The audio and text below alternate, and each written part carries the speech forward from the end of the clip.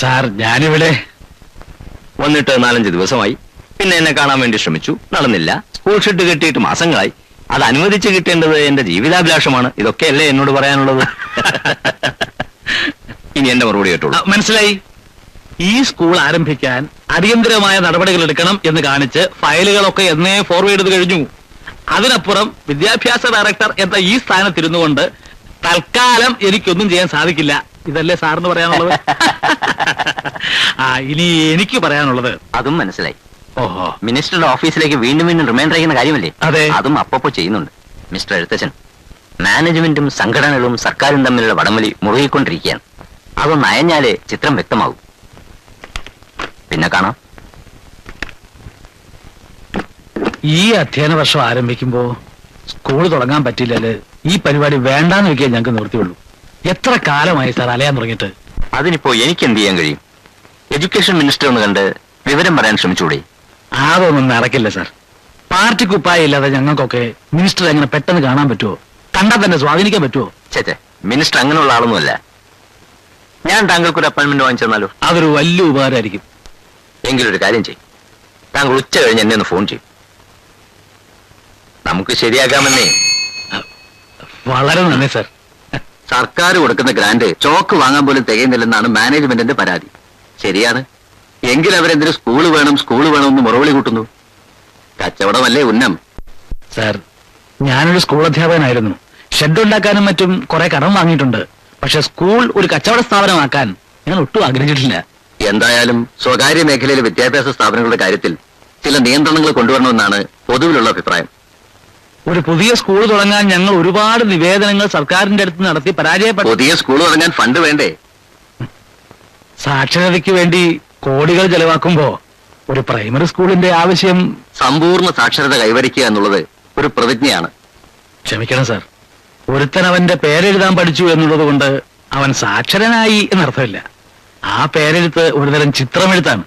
പഠിത്തം കൊണ്ട് പിന്നീട് ഒരു ജീവിതം കരുപ്പിടിപ്പിക്കാൻ കഴിയണം. എങ്കിലേ അതുകൊണ്ട് പ്രയോജനമുള്ളൂ. ഊരിലിട്ടത്ത് ഇത്തിരി പ്രകാശം തന്നെ ഒരു ആശ്വാസമാണ്. അങ്ങനെ സാറ് വിശ്വസിക്കുന്നുണ്ടല്ലേ? ഒരു കൊച്ചു ഗ്രാമത്തിലെ വരും തലമുറയ്ക്ക് പരിപൂർണമായ പ്രകാശം കൊടുക്കാനാണ് ഞങ്ങളുടെ സ്കൂൾ എന്ന് സാറ് വിശ്വസിക്കണം. സാറ് വെള്ളിയാങ്കരയിലൊന്ന് വന്നിരുന്നെങ്കിൽ മനസ്സിലാവും. 5-6 കിലോമീറ്റർ നടന്നു പോയിട്ട് എത്ര കുട്ടികൾക്ക് പഠിക്കാനാവും സാർ? നേരാമണ്ണ ഒരു റോഡ് പോലുമില്ല. ഒരു മഴ പെയ്താൽ മതി, പാടം മുഴുവൻ മുങ്ങും. പിന്നെ നീന്തണം. കുന്നും മലകളുമാണ് എങ്ങും.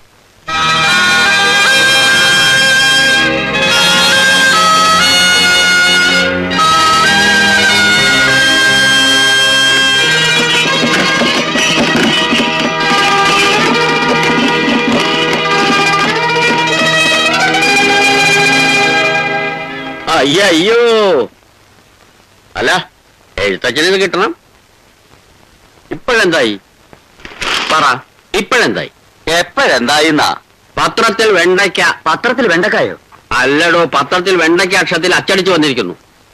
പുതിയ സ്വകാര്യ വിദ്യാലയങ്ങൾ ഇത്തവണയും സർക്കാർ അനുവദിക്കുന്നതല്ല. എഴുത്തച്ഛനോട് ഞാൻ അപ്പോഴേ പറഞ്ഞതാ. എഴുത്തച്ഛ, തിരുവനന്തപുരത്ത് പോകുമ്പോ ഞാനും കൂടെ വരാം. കേട്ടില്ല. എഴുത്തച്ഛൻ തന്നെത്താനെ എടുത്ത് ചാടി അങ്ങോട്ട് പോയി. എന്ത് കാര്യം?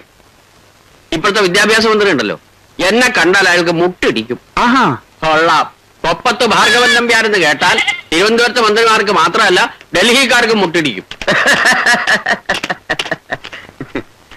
എന്തോന്നാണോ ഇത്ര ഇളിക്കാൻ?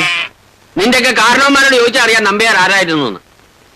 സ്വാതന്ത്ര്യ സമരകാലത്ത് തോട്ടട കൊലക്കേസിൽ ഞങ്ങളെ 3 പേരെ, എന്നെ, തോട്ടക്കണ്ടി മാധവനെ, പുള്ളിങ്കുന്ന് അസനാരെ തൂക്കിക്കൊല്ലാൻ വിധിച്ചു ബ്രിട്ടീഷ് കോടതി.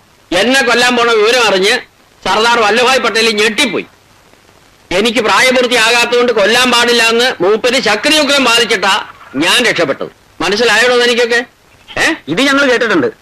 അപ്പൊ ശരിയാണല്ലോ. ചേട്ടൻ തന്നെ പറഞ്ഞിട്ടാ ഞങ്ങൾ കേട്ടിട്ടുള്ളത്. പുകവലി ആരോഗ്യത്തിന് ഹാനികരമാണ്.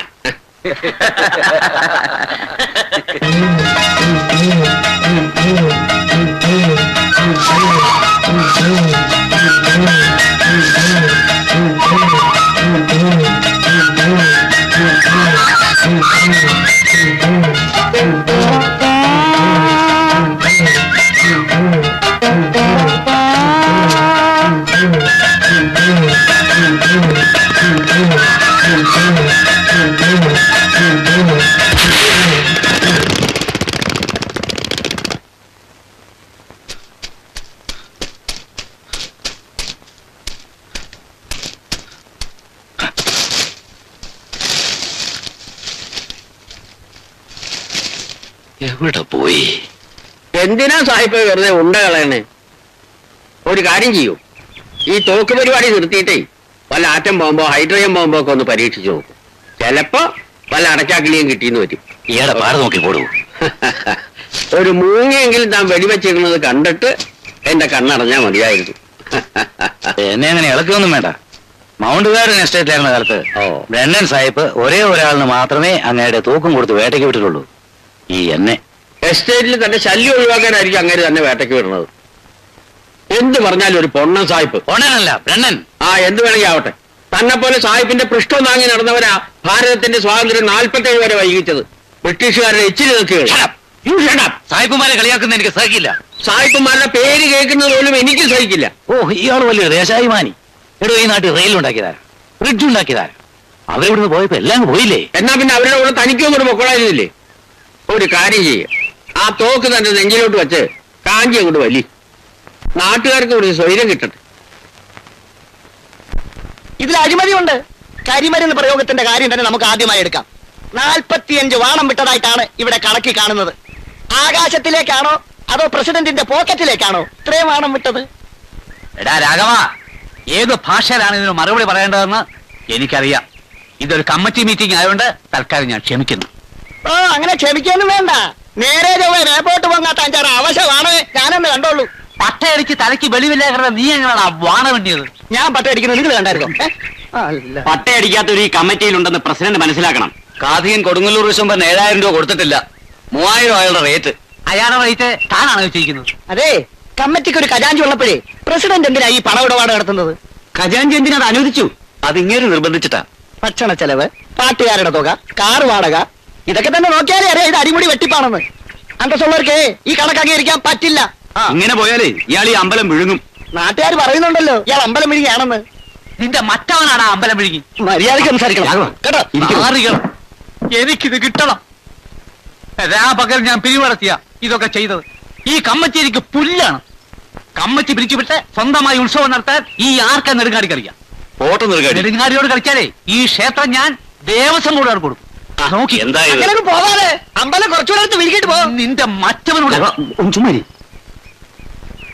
നാറികൾ, ചെറ്റകൾ, ഇവരെയൊക്കെ കാണിച്ചു കൊടുക്കാം. നോക്കിക്കോ. അയ്യോ, കത്തില്ല. നിങ്ങളോട് നിൽക്കാനാ പറഞ്ഞത്. കത്തില്ല. നിങ്ങളിവിടെ നോക്കിയാ ഇത് ഞാനാ അമ്പലം പ്രസിഡന്റ് ആർക്കാ നെടുങ്ങാടി. നിങ്ങൾ ആരായാലും നിങ്ങൾക്ക് കത്തില്ല. നോക്കിക്കേ. നോക്കാനൊന്നുമില്ല. ശരിക്കും നോക്കിയിട്ടാ ഞാൻ എന്റെ ഡ്യൂട്ടി തുടങ്ങിയത്. നിങ്ങളൊന്ന് നിൽക്കും മനുഷ്യ, ഓടാതെ. ഞാൻ ഓടും. അതെന്താ ആരെങ്കിലും ചാൻ കിടക്കുന്നോ? വായു വിളിക്ക്. വാഹന ഗതാഗതം ഇല്ലാത്ത കാലത്തെ സമയം പാലിക്കാൻ വേണ്ടി അഞ്ചലോട്ടക്കാർ ഓടിയിരുന്നു. ഇന്ന് അതിന്റെ ആവശ്യമില്ലല്ലോ. ഞാനും അഞ്ചൽക്കാരനായിട്ടാണ് സർവീസിൽ കയറിയത്. ഓട്ടം എന്റെ ശീലമാണ്. ഇയാൾ അമ്പലക്കാരെ നോക്ക്, എന്റെ കാര്യത്തിൽ ഇടപെടണ്ട. സുഹൃത്തെ, ഞാൻ ഇടപെടുന്നില്ല.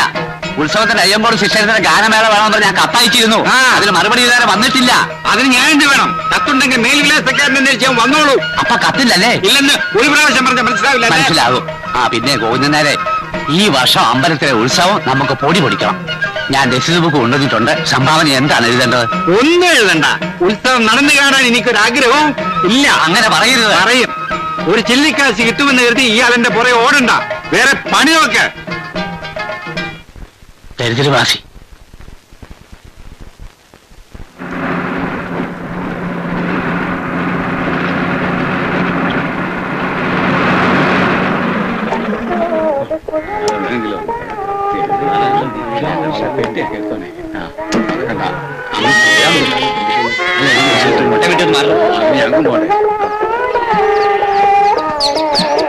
വരട്ടെ.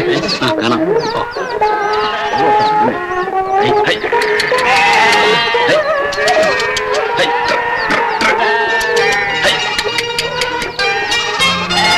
കോഴിക്കൊക്കെ ഇപ്പൊ എന്തോരം ഉണ്ട് കുഞ്ഞുഞ്ഞെ? 10 ഉറുപ്പിക കിട്ടും. ഇനിയിപ്പോ അവിടെ വരെ നടക്കണമല്ലോ മാഷേ. നടക്കുന്ന പ്രായല്ലേ? ഹലോ എഴുത്തച്ഛൻ.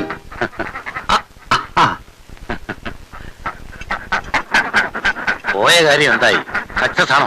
ഒന്നും പറയാറായിട്ടില്ല. നമ്മുടെ MLA തന്നെ നമുക്ക് അവിടെ പാര വെച്ചോണ്ടിരിക്കും. എന്ന് വെച്ചാൽ നേരിട്ട് കണ്ടപ്പോഴല്ലേ കാര്യങ്ങളുടെ ഗുട്ടൻസ് മനസ്സിലാകുന്നു. മാറ്റണോ? അല്ല, സാഹിബ് എവിടെ പോയിട്ട് വരുന്നു? ഭാരത് വരെ ഒന്ന് പോയതാ. വയറ്റിപ്പഴപ്പല്ലേ? നടരാജ